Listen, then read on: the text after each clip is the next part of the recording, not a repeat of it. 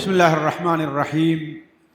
الحمد لله رب العالمين الرحمن الرحيم مالك يوم الدين، وأشهد أن لا إله إلا الله، وأشهد أن سيدنا ومولانا محمدا عبده ورسوله أرسله إلى الناس كافة بشيرا ونذيرا. أما بعد، فإن خير الحديث كتاب الله، وخير الهدي هدي محمد صلى الله عليه وسلم، وشر الأمور محدثاتها، وكل محدثة بدعة، وكل بدعة ضلالة، وكل ضلالة في النار. فأعوذ بالله السميع العليم من الشيطان الرجيم من همزه ونفخه ونفثه. بسم الله الرحمن الرحيم. قال هل آمنكم عليه إلا كما أمنتكم على أخيه من قبل فالله خير حافظا وهو أرحم الراحمين. سبحانك لا علم لنا إلا ما علمتنا إنك أنت العليم الحكيم. رب اشرح لي صدري ويسر لي أمري واحلل عقدة من لساني يفقه قولي واحلل عقدة من لساني يفقه قولي. صدر اجلاس، اسٹیج پر موجود علماء کرام، معزز حاضرین اور پیاری بہنوں، السلام علیکم ورحمۃ اللہ وبرکاتہ۔ ہم اور آپ جن ایام سے گزر رہے ہیں، ہمارے اور آپ بلکہ پوری دنیا کے لوگوں پر جو حالات اس وقت ہیں، ان حالات میں انسان ہر طرف سے خطرات سے گھرا ہوا ہے۔ جو حالات اس وقت امت مسلمہ ہی کو نہیں بلکہ ساری دنیا کو درپیش ہیں، ان حالات میں انسان کے اخلاق بھی خطرے میں ہیں، انسان کی جان بھی خطرے میں ہے، انسان کا مال بھی خطرے میں ہے، انسان کی اولاد بھی خطرے میں ہے، اور سب سے پہلے تو یہ کہ ہمارا اور آپ کا دین اور ایمان بھی خطرے میں ہے۔ اسی لیے نبی کریم صلی اللہ علیہ وسلم نے ہمیں اور آپ کو جو دعوت دی ہے وہ یہ ہے کہ بادروا بالاعمال فتنہ كقطع اللیل المظلم یصبح الرجل فیہا مؤمنا ویمسی کافرا۔ دیکھو، ایسے فتنوں کے ظاہر ہونے سے پہلے جو اندھیری رات کے ٹکڑوں کے طریقے سے ہوں گے، ان کے ظاہر ہونے سے پہلے جو کچھ عمل ہو سکتا ہے کر لو، ورنہ جب وہ فتنے ظاہر ہو جائیں گے تو تمہارے دین کے خطرے کا یہ عالم ہوگا کہ ایک شخص صبح کو مومن ہوگا اور شام ہوتے ہوتے کافر ہو جائے گا، شام کو مومن ہوگا اور صبح ہوتے ہوتے کافر ہو جائے گا۔ یہ خطرات ایسے ہیں کہ آپ کا بیٹا، آپ کی بیٹی اپنے بستر کے اوپر اپنے موبائل میں کیا دیکھ رہا ہے، کس سے چیٹنگ کر رہا ہے، کس سے باتیں کر رہا ہے، اور اللہ محفوظ رکھے وہ اپنے خاندان، اپنی عزت اور اپنی دین کا سودا بھی کر بیٹھتا ہے، جو آپ کے لیے خطرہ ہے۔ آپ کا بیٹا گھر سے باہر اسکول کے لیے جاتا ہے، اللہ ہر مومن کے بیٹے کو محفوظ رکھے، لیکن شام ہوتے ہوتے اس کی لاش گھر آتی ہے۔ یہ ایسی چیزیں ہیں جس کا مشاہدہ ہم میں سے ہر آدمی کر رہا ہے۔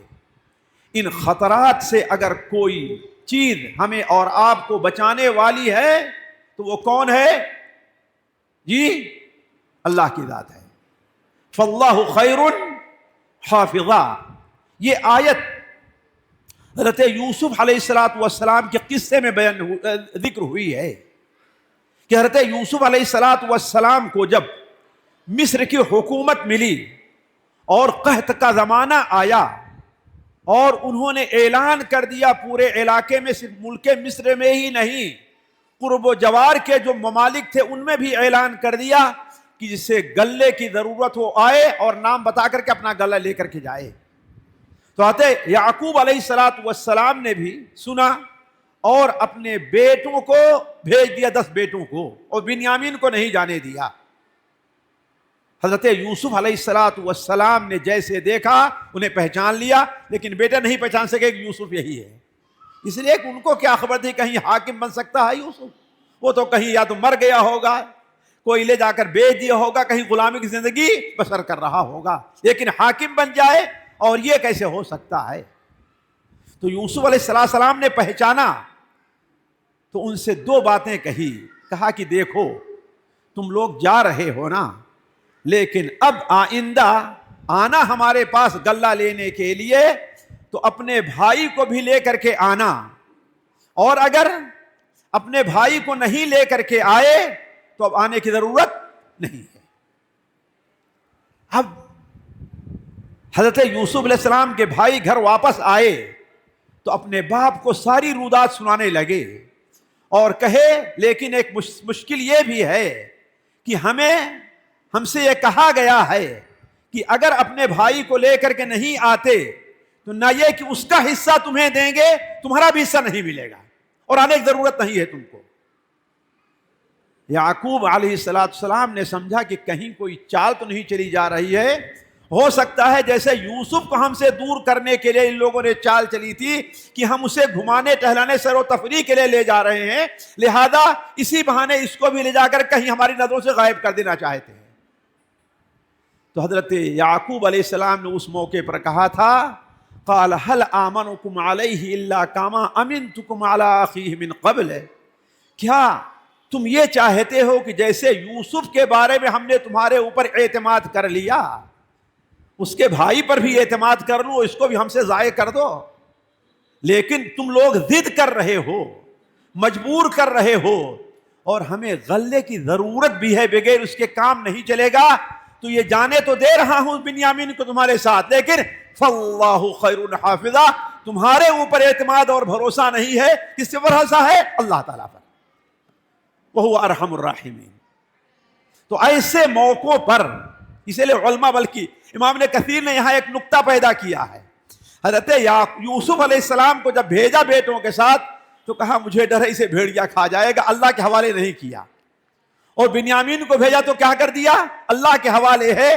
تو بنیامین آئے, یوسف کو بھی لے کر کے آئے, اور یوسف کو اللہ کے حوالے نہیں دیا تو یوسف غائب ہو گئے. تو فاللہ خیر حافظہ وہو ارحم الراحمین. تو ساتھیو, مشکل وقت میں اگر بندے کی حفاظت اس فتنے کے دور میں اگر کوئی ذات کر سکتی ہے تو وہ کون ہے؟ اللہ تعالیٰ کی ہے. اسی لیے نبی کریم صلی اللہ علیہ وسلم کا فرمان ہے, حضرت عبداللہ ابن عمر نقل کرتے ہیں, ان لقمان الحکیم کان یقول, لقمان حکیم کہا کرتے تھے, مسند احمد کی روایت ہے اور صحیح سند سے ہے. لقمان حکیم کہا کرتے تھے ان اللہ اذا استودع شیئا حافظہ, جب کوئی چیز اللہ کے حوالے کی جاتی ہے تو اللہ تعالیٰ اس کی حفاظت کرتا ہے, اس کو ضائع نہیں کرتا. مجاہد بیان کرتے ہیں کہ میں اور ہمارا ایک ساتھی بصرہ سے نکلے کہیں جانے کے لیے, تو حضرت عبداللہ ابن عمر رضی اللہ تعالی عنہ سے آخری الوداعی ملاقات کے لیے ہم آئے. یہ حدیث صحیح ابن حبان میں موجود ہے صحیح سند کے ساتھ. تو حضرت عبداللہ ابن عمر کے پاس گئے تو حضرت عبداللہ ابن عمر ہمیں رخصت کرنے کے لیے, جیسا کہ ادب ہے رخصت کرنے والے کا, ہمارے دروازے تک پہنچے اور آگے تک گئے, اور جب رخصت کرنے لگے تو کہا کہ دیکھو میرے پاس کوئی چیز موجود نہیں ہے نقدی شکل میں, مادی شکل میں کہ تم لوگوں کو دوں اور تمہارے کام آئے. البتہ ہم نے نبی کریم صلی اللہ علیہ وسلم سے سنا ہے کہ جو چیز اللہ کی حفاظت میں دی جائے اللہ اس کی حفاظت کرتا ہے. لہذا استودعکم اللہ دینکما وامانتکما وخواتیم اعمالکما, میں تمہارے دین, تم لوگوں کے دین کو, تم لوگوں کی امانت کو اور تمہارے انجام کار کو اللہ تبارک و تعالیٰ کے حوالے کرتا ہوں. تو ساتھیو, یہ ایک مختصر سی تمہید کے بعد میں آپ لوگوں کے سامنے جو تربیتی چیز, جیسا کہ ابھی صدر محترم کہہ رہے تھے کہ تقریریں بہت ہو چکی ہیں, اب ہمیں عمل کرنے کی ضرورت ہے. تو اب یہ ہمیں اور آپ کو دیکھنا ہے کہ اپنے آپ کو, اپنے مال کو, اپنی اولاد کو اللہ تبارک و تعالی کے حوالے اس کی ذمہ داری، اس کی ودیعت میں دینے کے مواقع کیا کیا ہیں اس پر ہم توجہ دے لیں. اور یہ ہمارے اور آپ کے اچھے کام کی چیز ہے. ہماری بہنیں بھی اس پر توجہ دیں، ہمارے بھائی بھی، ہمارے اہل علم بھی اس پر توجہ دیں کہ وہ کون کون سی جگہیں ہیں جہاں بندہ اپنے آپ کو یا اپنے مال و اولاد کو اللہ تبارک و تعالیٰ کے حوالے کر سکتا ہے. دیکھیے، پہلی چیز جگہ یہ ہے، میں مختصر کر رہا ہوں ورنہ موضوع لمبا ہے، لیکن جانتے ہیں کہ رات کافی گزر چکی ہے اور کافی دیر سے بیٹھے لوگ، کچھ کو بھوک لگی ہوگی، کسی کو سفر کرنا ہوگا، کسی کو باتھ روم جانے کی ضرورت ہوگی، تو کتنے لوگ دعا کر رہے ہوں گے کتنا جلدی بند کیا جائے اس پروگرام کو. تو میں مختصر کروں گا اس لیے کہ پوری بات صرف سمیٹتے ہوئے. دیکھیے، پہلی چیز جہاں اللہ تبارک و تعالیٰ کے حوالے کرنا چاہیے وہ یہ ہے کہ بندہ جب سونے جائے تو سونے سے قبل ہے. اس لیے کہ آپ جانتے ہیں بندہ جب سوتا ہے تو ایک قسم کی اس کے اوپر موت طاری ہو جاتی ہے. کتنے لوگوں کو آپ دیکھے ہوں گے کہ سوئے اور صبح نہیں ہوئی، ہوتا ہے نا ایسا؟ بہت سے لوگوں کے بارے میں سنا ہوگا نا. تو ایسے موقع پر چاہیے کہ انسان اپنے آپ کو کس کی ودیعت میں دے؟ اللہ تبارک و تعالیٰ کی. نبی کریم صلی اللہ علیہ وسلم کی وہ حدیث جو صحیح بخاری اور صحیح مسلم میں حضرت ابو ہریرہ رضی اللہ تعالیٰ عنہ سے مروی ہے کہ آپ نے بیان فرمایا، یہ سونے کا ادب سیکھ لیں اور ہماری مائیں اور بہنیں اپنے بچوں کو بھی سکھائیں. آپ صلی اللہ علیہ وسلم کے بارے میں فرماتے ہیں، آپ نے فرمایا اذا اوى احدكم الى فراشه فلينفض فراشه بداخلة ازاره. جب کوئی شخص تم میں کا، یہ سنت آج عمومی طور پر چھوٹی ہوئی ہے، بستر پر جائے تو بستر پر سونے اور بیٹھنے سے پہلے اسے اپنے ازار کے داخلی حصے سے جھاڑ لے، نہیں تو کوئی کپڑا ہے اس سے پہلے اس کو جھاڑ لے. پھر اس کے بعد جب بستر کے اوپر جائے اور دائیں کروٹ لیٹے تو کیا کہے؟ بسمک ربی وضعت جنبی وبک ارفع ان امسکت نفسی فرحمها وان ارسلتها فاحفظها كما تحفظ به عبادك الصالحین. اے رب، تیرا ہی نام لے کر کے میں اپنا پہلو بستر پر اپنی تکیہ پر رکھ رہا ہوں. اگر آپ اور تیرا نام ہی لے کر کے میں اٹھوں گا بھی، بیدار بھی ہوں گا، بغیر تیری فضل اور تیری رحمت کے ایسا نہیں ہو سکتا. اگر آپ نے میری روح کو قبض کر لیا تو آپ اس کے اوپر رحم کریں گے، اور آپ نے اگر اسے قبض نہیں کیا، واپس بھیج دیا، تو اس کی ایسے ہی حفاظت کریں جیسا کہ آپ اپنے نیک بندوں کی حفاظت کرتے ہیں. دوسری جگہ صبح و شام کی دعا کے اندر بندہ اپنے آپ کو اللہ تبارک و تعالیٰ کی حفاظت میں دے. مستدرک حاکم میں، مسند بزار میں حضرت انس بن مالک رضی اللہ تعالیٰ عنہ کی روایت ہے کہ نبی کریم صلی اللہ علیہ وسلم نے اپنے لخت جگر حضرت فاطمہ رضی اللہ تعالیٰ عنہ کو مخاطب کرتے ہوئے فرمایا، یا فاطمہ تو، اے فاطمہ، آخر جو دعا ہم نے تمہیں سکھائی ہے وہ دعا تم برابر کیوں نہیں پڑھتی ہو؟ کیوں اس سے غافل ہو؟ جو دعا ہم نے تمہیں سکھائی ہے وہ کون سی دعا ہے؟ صبح کو اور شام کو تم یہ دعا پڑھا کرو، یا حی یا قیوم برحمتک استغیث. اے وہ ذات جو کبھی مرتی نہیں ہے نہ مرے گی، قیوم، اور یہی نہیں کہ صرف اس پر وفات نہیں آئے گی، تمام زندہ لوگ ہیں، باقی لوگ ہیں، ان کی حفاظت بھی کرنے والی ہے. برحمتک استغیث، تیری رحمت کے وسیلے سے میں دعا مانگ رہی ہوں، تیری رحمت کے وسیلے سے میں مدد چاہ رہا ہوں. کس بات پر؟ اصلح لی شانی کلہ، میرے تمام معاملات کو درست کر دے اور مجھے اپنے ذمہ داری میں لے لے. ولا تکلنی الی نفسی طرفۃ عین، مجھے اپنے حوالے ایک لمحہ بھر کے لیے نہ کرے. اور ہمارے تمام بھائیوں کو سنن ابو داؤد اور امام بخاری رحمہ اللہ نے جو حدیث نقل کی ہے حضرت عبداللہ ابن عمر سے، اس دعا کا صبح و شام ضرور اہتمام کرنا چاہیے. جیسا کہ حضرت عبداللہ ابن عمر بیان کرتے ہیں کہ نبی کریم صلی اللہ علیہ وسلم صبح کو اور شام کو یہ دعا پڑھنا نہیں چھوڑتے تھے، آپ برابر یہ دعا پڑھا کرتے تھے کہ اللہم انی اسألک العافیۃ فی الدنیا والآخرہ، اللہم انی اسألک العفو والعافیۃ فی دینی وفی دنیائی، اللہم استر عورتی وآمن روعتی، اللہم انی اسألک ان تحفظنی من بین یدی ومن خلفی وعن یمینی وعن شمالی ومن فوقی وَأَعُوذُ بِعَظْمَتِكَ أَنْ أُغْتَالَ مِنْ تَحْتِي۔ دعا کے آخر کا ترجمہ ہے، اے اللہ تعالیٰ میں آپ سے سوال کرتا ہوں، تو میری حفاظت سامنے سے بھی فرما، پیچھے سے بھی فرما، دائیں سے بھی فرما، بائیں سے بھی فرما، اوپر سے بھی فرما، کوئی پتھروں کی بارش ہمارے اوپر نہ ہو، اور نیچے سے بھی فرما کہ کسی زلزلے میں ہم ہلاک اور برباد نہ ہو جائیں۔ تو بندہ صبح و شام کی دعاؤں میں بھی اپنے آپ کو کس کے حوالے کرے؟ اللہ تبارک و تعالیٰ کے حوالے کرے۔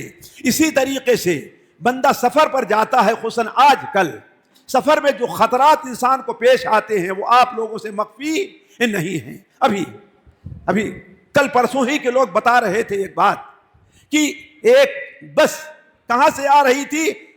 حیدرآباد سے، اور کہاں جا رہی تھی؟ اچانک سامنے کوئی نشیڑی نشے کے اندر پڑا ہوا تھا۔ آپ لوگوں نے خبر سنی ہوگی، ہے نا، پوری آگ، بس پہ آگ لگی نا۔ تو سفر اس وقت خصوصاً جتنا تیز رفتاری کا سفر ہو گیا ہے، اور جو سواری جتنی تیز رفتار ہے اتنی ہی خطرناک ہے۔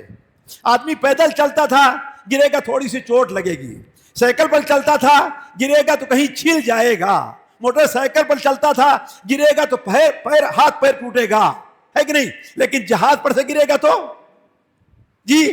جو سواری جتنی تیز رفتار ہے اتنی ہی خطرناک ہو گئی ہے۔ تو ایسے موقع پر انسان جب سفر پر نکلے تو اپنے آپ کو اور اپنے اہل و عیال کو کس کی حفاظت میں دے؟ اللہ تعالیٰ کی حفاظت میں دے۔ اسی لیے نبی کریم صلی اللہ علیہ وسلم جب سفر پر نکلتے تو دعا کرتے، اللہم انت الصاحب فی السفر والخلیفۃ فی الاہل، اے اللہ تعالیٰ سفر میں ہم جا رہے ہیں تو تم میرے ساتھ رہا، اور جس کے ساتھ اللہ ہوگا اس کی حفاظت کرے گا۔ والخلیفۃ فی الاہل، ہم نے اپنے بچوں کو، بیوی کو، سامان کو جو ہم نے چھوڑا ہے اس پر نگراں میں تجھے بناتا ہوں۔ والخلیفۃ فی الاہل، اللہم انی اعوذ بک من وعثاء السفر، سفر کی پریشانی سے آپ کی پناہ میں آتا ہوں۔ وسوء وکآبۃ المنقلب وسوء المنظر فی المال والاہل، جیسا کہ آپ چاہتے ہیں کہ جانتے ہیں اس دعا میں بندہ اپنے آپ کو مکمل کس کے حوالے کر رہا ہے؟ اللہ تبارک و تعالیٰ حوالے کر رہا ہے۔ اسی طریقے سے اگر بندہ، ساتھیوں میرے سامنے تقریباً ہر موضوع سے متعلق بہت سے مشاہدات ہیں، لیکن چونکہ وقت کم ہے اس لیے میں بیان نہیں کرنا چاہتا۔ ایک بار میں خود اپنا مشاہدہ بتاؤں۔ میں اور صرف میری اہلیہ گھر سفر سے آئے تھے، بچے نہیں تھے سفر میں، تو گھر میں اکیلی۔ میں جب جانے لگا تو اس وقت میرے ذہن میں آیا، ہم نے کہا کہ اے اللہ تعالیٰ میں اپنے گھر اور اپنے اہل کو تیرے حوالے کر رہا ہوں اور میں جا رہا ہوں۔ میں پٹنہ گیا ہوا، تقریباً 3-4 دن کا میرا پروگرام تھا۔ وہاں سے تھا آخری دن مجھے خبر آتی ہے کہ وہ محترمہ گر گئی ہے سیڑھی سے اور ان کے ہاتھ میں چوٹ لگ گئی ہے، ہاتھ میں چوٹ لگ گئی ہے۔ لیکن وجہ کیا ہوئی؟ صبح و شام کے اذکار روزانہ وہ پڑھتی تھی، عصر کے بعد انہوں نے اپنا ایک معمول بنایا، مغرب سے پہلے شام کے اذکار پڑھنا ہی ہے، اور بچوں کو تیار کرنے، چائے دینے، ہم ناشتہ دینے سے پہلے انہیں صبح کے اذکار پڑھنا ہی ہے۔ لیکن اس دن شام کو ان کے ہاں مہمان آ گئے، ان میں مشغول ہو گئیں، یہاں تک کہ مغرب وقت ہو گیا۔ جلدی سے آئیں، گھر پہ مغرب کی نماز پڑھی، سوچی شام ہو رہی ہے، رات میں اکیلے کہاں رہوں گی، اپنی بہن کے ہاں چلی جاؤں۔ وہ اتر رہی تھی، وہ سیڑھی بڑی، پہلی ہی سیڑھی سے قدم پھسلا ہے ان کا، لڑھکتے لڑھکتے لڑھکتے بالکل نیچے آ گئی۔ ساتھی یہاں پہ 2 چیز ہے، وہ اللہ کے ذکر سے غافل ہوئی تو گر گئی، لیکن میرے اللہ تعالیٰ کے اس حوالہ کرنے کا اثر تھا۔ جو کوئی اگر دیکھتا کہتا کہ اس سے گرنے والا اب آدمی بچنے کے لائق نہیں ہے، لیکن صرف معمولی سی ہاتھ میں، اور خود اپنے آپ فوراً اٹھ کر کے اپنے بھائی کے یہاں بھی چلی گئی۔ تو آدمی سفر پر نکلے تو اپنے گھر والوں کو اللہ کے حوالے کرے۔ ایک عالم نے بیان کیا کہ میرے خاندان کی 2 عورتیں سفر پر نکلی، ایک عورت جلدی جلدی سامان تیار کر رہی تھی اور جس میں اپنا زیور اور پیسہ رکھا تھا، تجوری میں لاک کرنا بھول گئی، بلکہ چابی بھی وہیں چھوڑ دیا۔ اور دوسری جو اس کے ساتھ جا رہے تھے اس نے اپنے کمرے کا اچھی طریقے سے لاک بھی کیا اور چابی بھی لے کر کے گئی. راستے میں وہ عورت جاتی ہے تو اسے یاد آتا ہے کہ چابی تو میرے پاس ہے ہی نہیں. ایسا لگتا ہے کہ میں چابی چھوڑ کر کے چلی آئی ہوں. کچھ نہیں سمجھ میں آیا اس کے, تو کہتی اے اللہ تعالی میں اپنی تجوری کو تیرے حوالے کر رہی ہوں, تو اس کی حفاظت دے رہی ہوں. چور آیا, جس عورت نے اپنا لاک بند کیا تھا اس کے ہاں چوری ہو گئی, اور جو تالا چھوڑ کر کے گئی, چابی چھوڑ کے گئی تھی, اس کا سامان محفوظ رکھ گیا. فاللہ خیر حافظہ, اللہ سے حفاظت کرنے والا. ہم اللہ کی طرف آئیں تو اللہ سے اپنے تعلق قائم کریں. تو اسی طریقے سے ساتھیوں, کہنے کا مطلب یہ ہے کہ مسافر کو رخصت کرے, یہ سنت عام طور پر لوگوں نے چھوڑا ہے. عام طور پر پڑھے لکھے لوگوں نے بھی چھوڑا ہے اس سنت کو. مسافر کو رخصت کرتے وقت چاہیے کہ اپنے ساتھی کو جو جا رہا ہے, اپنا رشتہ دار ہے, رشتہ دار نہیں ہے, ساتھی ہے, جو کوئی بھی ہے, اسے اللہ کی حفاظت میں دیا جائے. نبی کریم صلی اللہ علیہ وسلم حضرت قضاء بیان کرتے ہیں, کہتے عبداللہ ابن عمر رضی اللہ تعالیٰ عنہ نے مجھ سے کہا, ایک کام سے بھیجا, کہا کہ میں تمہیں ویسے ہی رخصت کرتا ہوں جیسے رخصت نبی صلی اللہ علیہ وسلم ہم لوگوں کو کیا کرتے تھے. کہا وہ کیسے؟ آپ کہا کرتے تھے استودع اللہ دینک و امانتک و خواتیم عملک. یہ مسافر کو رخصت کرنے کی دعا ہے, یعنی تیرے دین کو, تیری امانت کو, اب دین امانت میں شرح نہیں کرنا چاہتا, تیرے دین کو, تیری امانت کو, تیرے انجام کار کو میں اللہ کے حوالے کر دے رہا ہوں. اس لیے کہ سفر خطرات کا امکان رہا کرتا ہے, بلکہ جو رخصت کر رہا ہے, جو سفر پر جا رہا ہے, اس کے بارے میں بھی امام طبرانی رحم اللہ اپنی کتاب الدعاء کے اندر نقل کرتے ہیں کہ نبی کریم صلی اللہ علیہ وسلم نے ارشاد فرمایا کہ اگر کوئی شخص رخصت کر رہا ہے تو جو سفر پہ جا رہا ہے وہ اپنے جو لوگ رخصت کریں ان کو دعا دے, استودعوک اللہ یا استودعوکم اللہ الذی لا یضیع ودائعہ اور لا یضیع ودائعہ, وہ اپنی ودائع کو ضائع نہیں کرتا.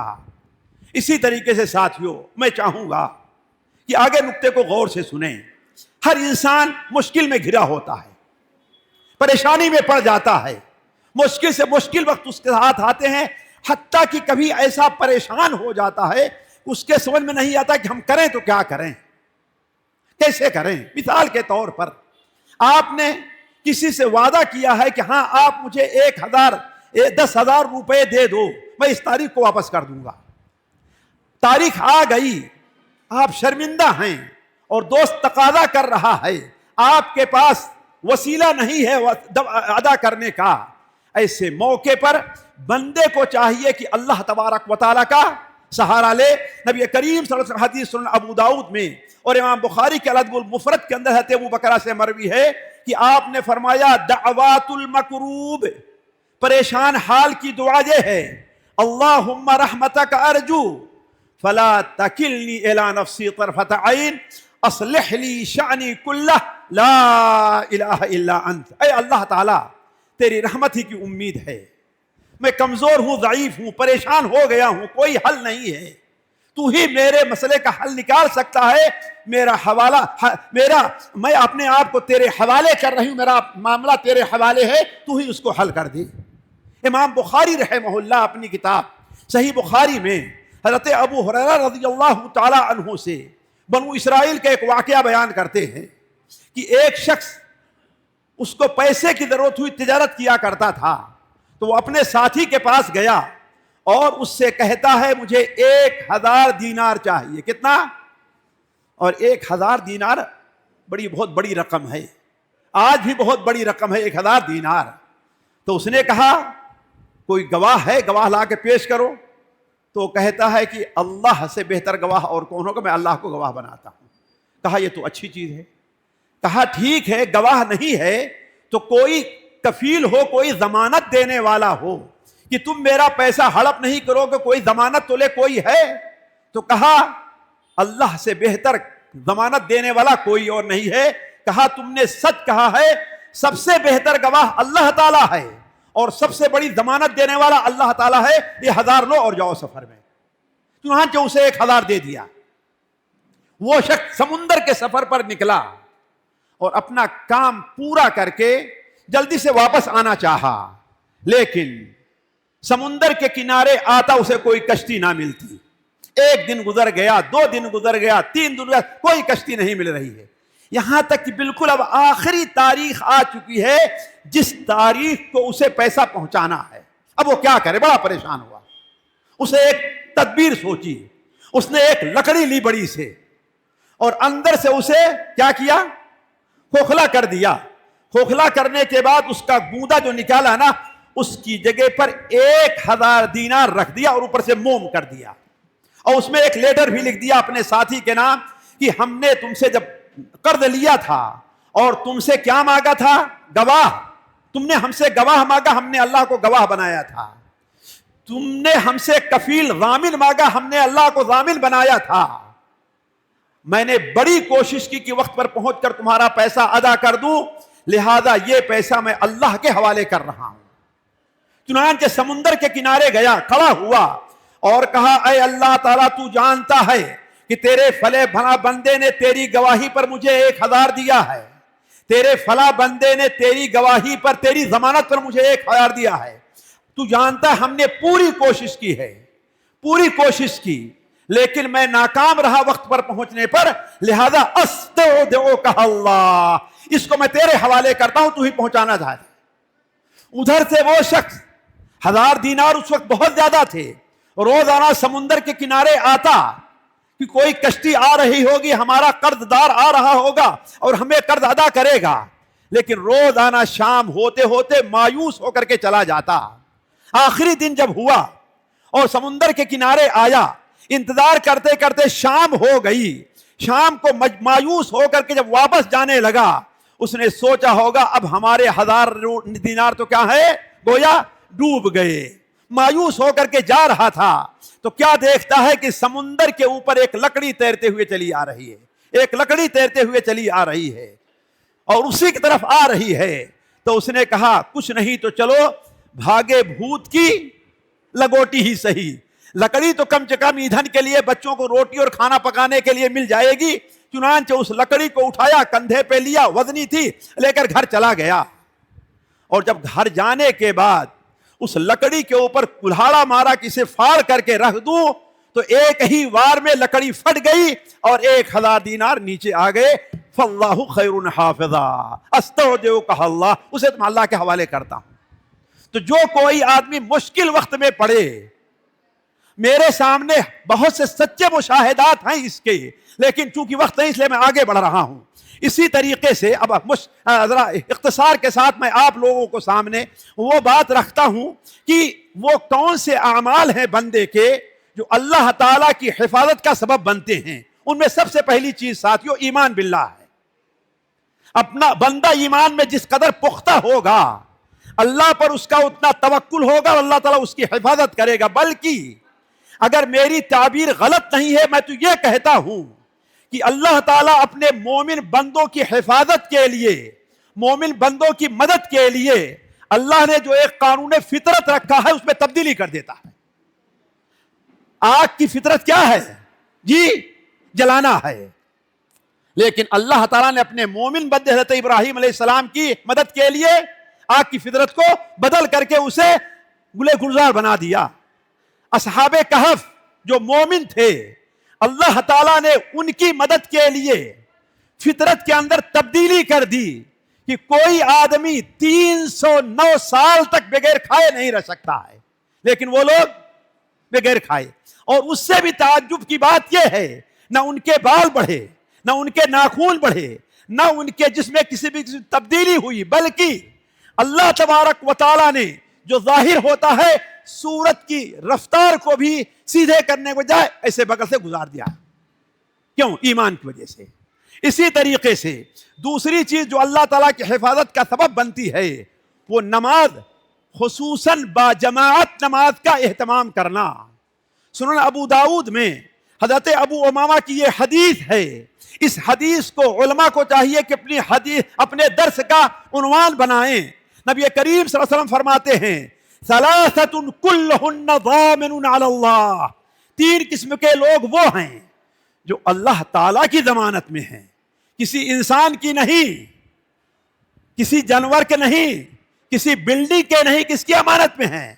آج ہمیں 10 روپے 15 روپے 50 روپے کی ایک قلم لینی ہوتی ہے تو ہم دیکھتے ہیں اس کا ٹریڈ مارک کیا ہے، اس کی ضمانت ہے کہ نہیں ضمانت ہے، دیکھتے ہیں کہ نہیں دیکھتے ہیں؟ جس سامان کی ضمانت نہیں ہوگی، گارنٹی، اس کو ہم لیں گے؟ تو دنیا کی کمپنیوں کی ضمانت پر آپ کا اتنا اعتماد ہے، لیکن اللہ کی ضمانت پر ہمارا اعتماد نہیں ہے۔ آپ نے کیا بیان فرمایا؟ ثلاثۃ کلہن ضامن علی اللہ، 3 قسم کے لوگ وہ ہیں، 3 کام کرنے والے لوگ وہ ہیں جو اللہ کی ضمانت میں ہیں۔ اور کس بات کی ضمانت؟ یہ بھی دیکھ لیجئے، ان عاش رزق وکفی وان مات دخل الجنہ، 3 چیزوں کی ضمانت ہے۔ اگر زندہ رہا تو اللہ اسے بھوکا نہیں چھوڑے گا، اللہ اس کی روزی میں برکت دے گا، وکفی، دشمن سے اللہ تعالیٰ اس کی حفاظت کرے گا، زہریلے جانوروں سے اللہ اس کی حفاظت کرے گا، پریشانیوں مشکلات سے اللہ اس کو بنائے گا۔ ان عاش رزق وکفی وان مات دخل الجنہ، اگر اس کا انتقال ہو جائے تو وہ کہاں جائے گا؟ جنت میں جائے گا۔ 3 کام ہیں، کام کے نا جی، سننا چاہتے ہیں لیکن عمل کرنا ہوگا جی۔ ہاں، پہلی چیز یہ ہے کہ رجل دخل بیتہ بسلام، انسان اپنے گھر میں داخل ہوا تو سلام کر کے داخل ہوا۔ لوگ اپنے بچوں سے سلام کرنے، اپنی بیوی سے سلام کرنے میں شرماتے ہیں، بیوی اپنے شوہر سے سلام کرنے میں شرماتی ہے۔ یہ اللہ تعالیٰ کی حفاظت کا جو ایک عمل ہے اسے چھوڑ دیا ہے۔ آپ نے فرمایا من دخل بیتہ بسلام، جو سلام کر کے اپنے گھر میں داخل ہو۔ اس لیے سنت کا طریقہ یہ ہے، آپ گھر میں داخل ہوں تو آپ سلام کریں، بیوی ہے اس سے سلام کریں، بچے ہے اس سے سلام کریں، بوڑھے ہے اس سے سلام کریں، حتیٰ کہ اگر کوئی گھر میں نہیں ہے پھر بھی سلام سے داخل ہوں۔ ہے وہ صحیح کہ نہیں صحیح ہے؟ یہ شرعی ادب ہے نا، لوگوں نے چھوڑا ہوا ہے۔ تو من دخل بیتہ بسلام فهو ضامن علی اللہ ان عاش رزق وکفی وان مات دخل الجنہ۔ دوسرا کون سا شخص ہے؟ من خرج الی المسجد، جو مسجد کی طرف گیا ہے، جماعت سے نماز پڑھنے کے لیے گیا ہے، جمعہ کے خطبہ میں حاضری کے لیے گیا ہے۔ آج ہم لوگ جمعہ کے دن اپنی دکان کیوں نہیں بند کرتے ہیں جی؟ اسی ڈر سے نا کہ گراہک آئے گا اور واپس چلا جائے گا، حالانکہ رزق کی ضمانت کس نے لی ہے؟ ان عاش رزق وکفی، جو انسان مسجد جا رہا ہے اگر وہ زندہ رہا، اس کی موت نہیں آ گئی تو اللہ اس کی روزی میں برکت دے گا، وکفی، شر سے اللہ اس کی حفاظت فرمائے گا، وَإِن مَاتَ دَخَلَ الْجَنَّةِ، اور اگر مر جائے تو وہ جنت میں داخل ہوگا۔ یہ دوسرا شخص ہے۔ اگر مسجد، اس لیے مسجد جانے سے کسی کی دکان، کسی کا کام اسے مسجد جانے سے نہ روکے۔ اگر مسجد جانے سے روکا اس کا مطلب اس کے گھر میں بے برکتی آنے والی ہے۔ تیسری چیز جو خرج فی سبیل اللہ، تو کہنے کا مطلب یہ ہے ساتھیوں کہ مسجد کی طرف جانا، خصوصاً فرض نماز اور بالاخص فجر کی نماز کا اہتمام کرنا، یہ اپنے آپ کو اللہ کی ضمانت میں دینا ہے۔ نبی کریم صلی اللہ علیہ وسلم کی حدیث ہے، آپ صلی اللہ علیہ وسلم نے ارشاد فرمایا من صلی الصبح فی جماعت فہو فی ذمۃ اللہ، جس نے صبح کی نماز، فجر کی نماز جماعت سے ادا کی وہ اللہ تعالیٰ کی حفاظت میں ہے۔ مسند بزار میں علامہ البانی صحیح الترغیب میں نقل کرتے ہیں کہ حضرت عبداللہ ابن عمر اور ان کے بیٹے حضرت سالم ابن عبداللہ، یہ کون ہیں؟ ان کے بارے میں کچھ بیان کرنے کا موقع نہیں ہے۔ اللہ کا ایک ربانی بندہ ہے۔ حجاج ابن یوسف ظالم کی مجلس میں بیٹھا ہوا ہے، حجاج ابن یوسف ان سے کہتا یہ تلوار لیجئے اور یہ قیدی ہے، اسے لے جائیے اور اسی محل کے باہر اسے قتل کر دیجئے۔ حکم مشکل تھا کہ نہیں مشکل تھا؟ اور عمل نہ کریں تو حجاج جیسے ظالم کا سامنا کرنا تھا۔ اب کیا کریں؟ ایک ہاتھ میں تلوار لی اور ایک ہاتھ میں قیدی کو پکڑا اور لے کر کے جا رہے ہیں۔ جب پیلس کے دروازے پر پہنچے، محل کے دروازے پر پہنچے تو پوچھا تو نے فجر کی نماز پڑھی ہے کہ نہیں پڑھی ہے؟ تو نے فجر کی نماز پڑھی ہے کہ نہیں پڑھی ہے؟ اس نے کہا ہم نے فجر کی نماز تو پڑھی ہے۔ کہا ٹھیک ہے، جاؤ ادھر جاؤ، یہ راستہ ادھر جا رہا ہے، یہ ادھر جا رہا ہے، ادھر جس راستے جاؤ چلے جاؤ۔ اور واپس آ گئے۔ حجاج نے دیکھا بڑی جلدی واپس آ گئے، تلوار میں کہیں خون کا نشان نہیں ہے، یہ کیا معاملہ ہے؟ پوچھا تم نے اسے قتل کیا؟ میں جھوٹے واقعات بیان کرنے کا عادی نہیں ہوں۔ علامہ البانی سے صحیح ترغیب و ترہیب میں نقل کرتے ہیں، امام ذہبی رحمہ اللہ سے علماء نبلا میں نقل کرتے ہیں۔ تو کہا تم نے اسے قتل کیا؟ کہا نہیں۔ کہا وہ کیوں؟ کہا یہ دیکھیے میرے ابو جان بیٹھے ہوئے ہیں۔ کون شیخ؟ حضرت عبداللہ ابن عمر۔ یہ میرے ابو جان بیٹھے ہوئے ہیں، انہوں نے مجھ سے نبی صلی اللہ علیہ وسلم کی حدیث بیان کی ہے، من صلی الفجر فہو فی ذمۃ اللہ، جو فجر کی نماز پڑھ لے وہ اللہ کی حفاظت میں ہے۔ تو فجر کے وقت بستر پر سوئے رہنے سے اللہ کی حفاظت مسلمانوں کو نہیں آئے گی، تباہی آئے گی، بربادی آئے گی۔ اللہ کی حفاظت چاہتے ہیں تو جیسے جمعہ کے دن ہماری مسجدیں آباد ہوتی ہیں، فجر کے وقت بھی ویسے آباد ہونی چاہیے۔ تو کیا کہا کہ ہمارے ابو جان نے یہ حدیث اب ہم سے بیان کی ہے کہ جو فجر کی جماعت میں حاضر ہوتا ہے وہ اللہ کی حفاظت میں ہے۔ تو میں وہ بدبخت نہیں بننا چاہتا کہ ایک شخص اللہ کی حفاظت میں ہے اور وہ اس کو قتل کر دوں، اس لیے ہم نے اسے چھوڑ دیا۔ حجاج نے کہا عبداللہ ابن عمر سے یہ سچ کہہ رہا ہے؟ یہ سچ کہہ رہا ہے؟ کہا کہ ہاں اللہ کے رسول نے یہ بیان فرمایا ہے۔ حجاج ابن یوسف خاموش ہو گیا۔ اسی لیے علامہ حالی لکھتے ہیں کہ سعادت بڑی اس زمانے کی یہ تھی، سعادت بڑی اس زمانے کی یہ تھی کہ جھک جاتی گردن نصیحت پہ سب کی۔ غالب سے ظالم انسان کیوں نہیں ہوتا؟ جب اس کے سامنے حق واضح ہو جائے تو وہ خاموش ہو جاتا تھا۔ تو کہنے کا مطلب یہ ہے کہ اللہ کی حفاظت میں آنے والے جو کام ہیں ان میں سے ایک کام کیا ہے؟ باجماعت نماز پڑھنا، مسجد کا رخ کرنا، اور خصوصاً بالاخص فجر کی نماز کا اہتمام کرنا جماعت کے ساتھ۔ اور ساتھیوں، آخری بات جو میں آپ سے کرنا چاہتا ہوں، باتیں تو کئی ایک ہیں لیکن صرف دو چیزیں ہیں۔ ایک بات آخر، صبح و شام کے جو اذکار ہیں ان کا خصوصی اہتمام کیا جائے۔ بندہ کوشش یہ کرے کہ صبح کے جو اذکار ہیں اس کو پڑھے بغیر وہ باہر نہ نکلے۔ میں اپنا ایک مشاہدہ بیان کروں۔ میں ابھی 2-3 مہینہ پہلے جدہ میں تھا، 2-3 مہینے پہلے میں جدہ میں تھا۔ تو میرا ایک بہت خاص ملنے والا ہے، اس کے یہاں ٹھہرا ہوا تھا۔ صبح ہوئی اور 7 – 7:30 بجے اعلان تھا کہ دورہ دوبارہ شروع ہوگا۔ ہم نے کہا وقاص اٹھو جلدی چلتے ہیں۔ تھوڑا لیٹ ہو گیا، رات میں دیر سے سوئے تھے۔ کہتا ہے شیخ اجازت دے میں 2 رکعت پڑھ لوں نماز۔ تو صبح کے جو اوراد ہیں ان میں 2 رکعت نماز بلکہ 4 رکعت نماز بہتر ہے۔ سنن ابو داؤد میں نبی کریم صلی اللہ علیہ وسلم کا فرمان ہے، یا ابن آدم، سن لے میری اس بات کو، یا ابن آدم، اے آدم کے بیٹے، لا تعجز عن 4 رکعات اول النہار، دن کے ابتدائی حصے میں 4 رکعات سے غافل نہ ہو، اکفک آخرہ، آخری دن تک میں تیری حفاظت کرتا رہوں گا۔ صبح کو 4 رکعات سے تو غافل نہ ہو، مجبور نہ ہو۔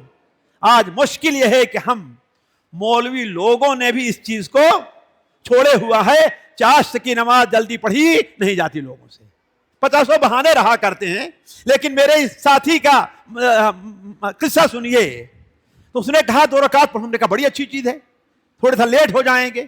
2 رکعت نماز پڑھی، گاڑی پر بیٹھے اور چلے۔ مشکل سے اتنی دور گئے ہوں گے جتنی دور یہاں سے مسجد ہے، اتنی ہی دور گئے ہوں گے۔ وہاں سے ہمیں یو ٹرن لینا تھا، وہاں سے ایسے یو ٹرن لینا تھا۔